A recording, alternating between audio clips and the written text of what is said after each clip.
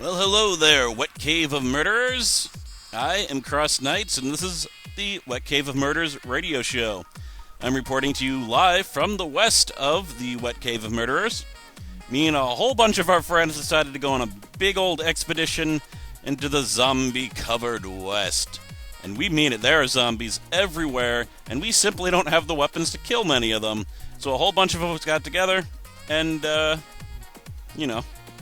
tried to clean things up. Now, I'm not at my house, so I can't have my dog Mouse tell you the deaths today, but it's the same as before. No one died. Everything was fine. We saw that we have a map system. So if people have to leave an item in the desert because they can't carry it, we mark it down so we can get it later, possibly. Well, someone noticed that there was a bag of cement in the desert, so we decided to go that way. So then we broke off into two groups, because I wanted to go down to the south a little bit, get some of the other defensive items that I saw, and the other group wanted to go up and search some of the depleted zones. So it's working out so far. We split up into two groups. It was Jimmy, Tyler, Luma, Rotai. I can't remember names. Anyway, they all went to the north. I don't know how they're doing. Hopefully they'll fine. We'll find out when I get back to town. And me, Bram, and Heinke, I have no idea how to say your name. H-Y-N-K, whatever. Anyway, we all went down to get those other two defensive items. We found them. We also went all the way to the west, all the freaking way to the west, to be met by a gigantic cliff face. So we've actually gone as far as we can go. For miles, there's essentially a mountain. So we can't go any more west than we are right now. We're right at the edge of the map. And no one has ever been to this place before, so the three of us have been searching for several hours, and we don't seem to have, you could call it like depleted where it is. There still seems like there's stuff to find. I haven't had too much luck so far. I don't know how much my companions are doing, but I found a wrought iron, a rocking chair, and a washing machine. Not all that useful.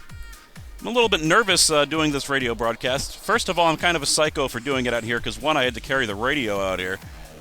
And, that's going to make it harder for me to carry other stuff back. But whatever, I'm dedicated to this. I am dedicated to this show.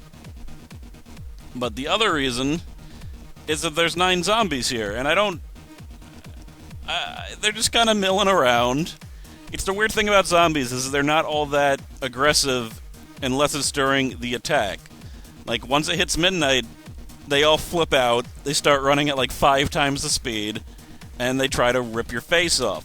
In the daytime, however, they just kind of mill around. A citizen can easily get past 2 of them. I mean, they can't block their way if there's only 2 of them. Once it gets to 3, they can easily surround you and cut off any routes of escape. I think we'll be fine. Our predictor has told us that there is going to be a relatively big attack in, I guess, about 36 hours now. The attack tonight shouldn't be any problem. We already have the defense to cover it, but after that, we're going to have to make up about 100 to 200 defense.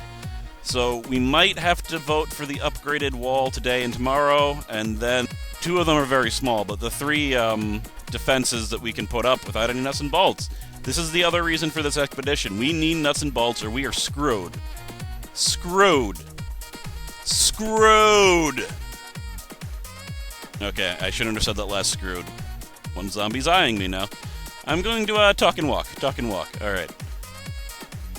Now, I wish my dog Mouse was not under the weather, because he would have been very helpful on this expedition. I could have sent a whole bunch of logs back, because we still need wood.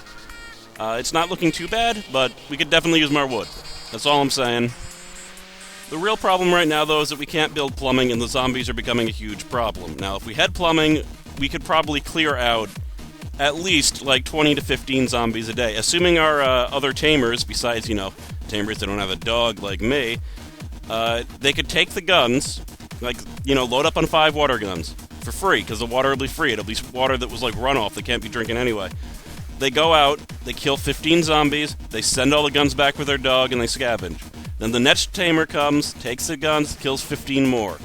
There's only 2 other tamers in the town, I think. Maybe there's 3. But if we all did that, that's like 45 zombies a day that can be killed. But we don't have plumbing, and I don't know if other tamers have my sadistic water gun lust that I have. So I don't know if that'll happen anyway. You can't always scavenge where the zombies are. You know, some of them probably want to keep it to send back other materials and not just guns, or they can't get on right after the attack, so it wouldn't be useful, and other people would have the guns. But still, I think it's a great strategy.